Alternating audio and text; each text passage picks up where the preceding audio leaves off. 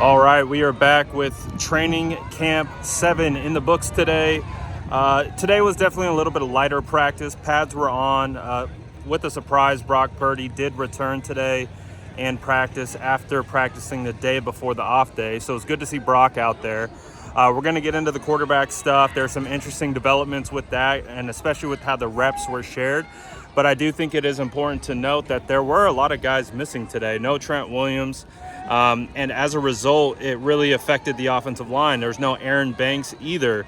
So the starting offensive line was Leroy Watson at left tackle, Nick Zakel at left guard, then Brendel, Burford, and McKivitz at right tackle. So the offensive line definitely getting their depth tested early. We saw Jalen Moore working off to the side. He looks really he was moving pretty gingerly. He was not moving in a way that looks like he'll be back anytime soon. I mean, it was good to see him off to the side, but definitely looks like it'll be a couple days before he gets back into action. So no Jonathan Feliciano either today. So offensive line depth tested early in training camp. So we'll see how that continues to go. We also just heard from Kyle Shanahan that Elijah Mitchell is dealing with a little bit of an injury. So he is expected to be out for about a week, which makes sense because we didn't get CMC out here today, which meant we saw a lot of Jordan Mason. We saw a lot of Ty Davis Price out here, even some Kalen LeBourne and Ronald Watt sprinkled in. So definitely the offense is having their depth tested early in practice. I will say, though, Ty Davis Price continues to be one of the biggest risers of training camp. He looks absolutely phenomenal out here. He had one run to the left where he stuck his foot in the ground, absolutely levitated about 5 yards upfield through the line of scrimmage, and then was able to get about a solid 10 to 15 yard gain, and then he just lowered his shoulder into the safety, creating quite a bit of contact. So TDP continues to be a guy that rises at training camp.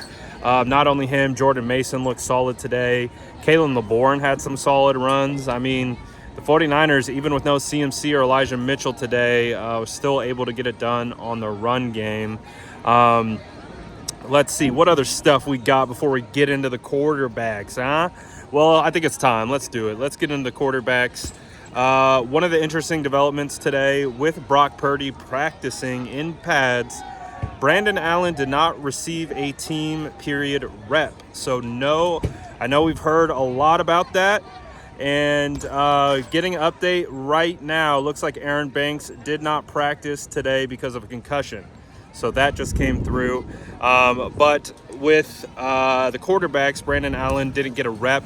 And so that was interesting to watch. And then in regards to the way the other quarterback situation played out, you got a lot of Brock Purdy, Trey Lance, and Sam Darnold. As a result, I would say Brock Purdy had the better day out of any of the quarterbacks.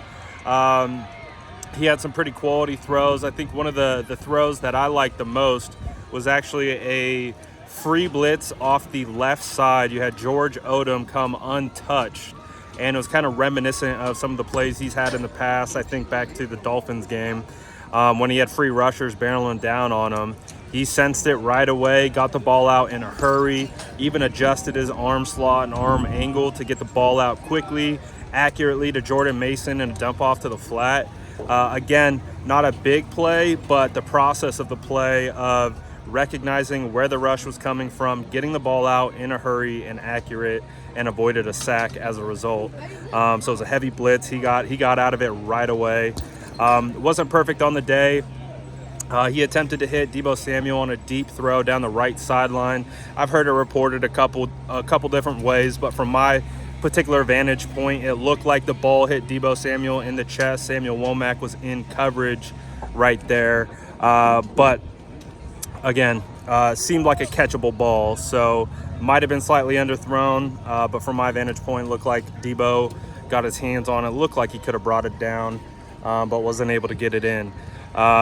Drake Jackson was looking pretty good today. Would have had a potential sack, I think, on Colton McKivitz. I think on that particular play, I'd have to check my notes really quickly. But for the most part, You had one miss from Brock Purdy trying to hit Deebo Samuel kind of towards the right sideline on what looked like kind of like a corner post. But outside of that, Brock was pretty on point for most of the day. He had 2 passes where he delivered an extremely accurate football in between tight bracketed coverage, in between the safety and the linebacker. I mean, to the point where each linebacker had stretched their arms out like they were going to pick it, and each time the ball just got right past him, right to Brandon Ayuk, only where Brandon Ayuk could catch it. So Brock looks good. I would say Brock is definitely taking the strides that we've expected him to take with more practices. So Brock continues to improve. Brock looks like he's settled in.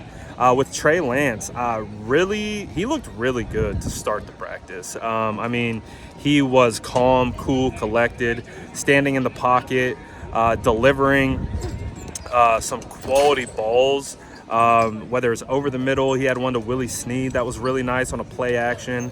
Again, the things that I like the most, he just looked comfortable. Being able to turn his back to the defense, snap his head back around, and find Willie Snead over the middle. The whole process just looked smooth. He looked comfortable, and that was one of the biggest takeaways of the early team period. I tweeted about this. I said it might be insignificant to some, but Trey Lance had a really nice screen pass where it was on time, it got out of his hand quickly, and it was accurate, which allowed Deebo Samuel to catch it and then immediately turn upfield for about a 10-yard gain. Obviously, there's been some made of Trey Lance's ability to kind of hit the quote-unquote layups, and I thought that was a really good development to see how quickly the ball came out, how accurate it was, and how it was perfect timed with the blocking, which allowed Deebo Samuel to get behind the blocks and get upfield. Unfortunately for Trey, he didn't get a ton of reps in the final team period, which was like a move the ball period. He was the 3rd string quarterback in that period. And I believe it was his final throw was an interception to D. Winters. Again, it was the same process though, like standing in the pocket, looked strong, looked tough, like looked comfortable, looked like he was seeing the field, and then he let the ball rip and it went right into D. Winters' hands. So I don't know exactly what he was seeing, but it went straight to D. Winters. D. Winters got the interception. And, you know, obviously kind of put a little bit of a damper on the quality day that Trey Lance was having. Again, it happens. It's training camp. I don't think it's the end of the world. Obviously, that's going to be a play that you'd love to have back and kind of see what it looks like on tape to be able to diagnose, like, kind of what happened through that progression. But like I said, I would say outside of that pass, Trey looked pretty good. And Sam Darnold, he's had I think he had another up and down day. He showed some good plays on play action rollouts. He had a nice throw to Danny Gray out in the flat where he's able to kind of like swing his hips around and get the thing out. It looked pretty nice. But he had, I would say he had this throw where he was targeting Braden Willis in the back of the end zone, and the ball was just it wasn't even in the vicinity of Braden Willis, couldn't even attempt to catch it. So I think Sam has cooled down a little bit from the kind of hot start he had a couple days ago. But, you know, it's an interesting progression. Again, it's still Trey and Sam splitting reps. No Brandon Allen today. Brock Purdy definitely is looking more comfortable, more settled in. So that's kind of what it looks like today. Again, really the only thing that I didn't love was the pick on Trey. But again, it's just one throw. It's not the end of the world. I'm not going to blow it up out of proportion. It happens. Not everyone out here was perfect today. So it's just one of those things. You go back, you watch the tape, you figure out why it happened, and you log it for next time. But overall, felt like a lighter practice today. Danny Gray had some good catches. Danny Gray probably had one of the better catches today. We got Ronnie Bell had a catch. Tate Martin was out here. I talked about Willie Snead. Brandon Ayuk continues to be the top wide receiver. No George Kittle out there, so a lot of players on snap counts. But again, I'll get into more detail. We had no one-on-ones either today. But I get into more detail on a live later. But that's kind of my recap of today's practice. Let me know what you think in the comments below. Make sure to like and subscribe for more updates.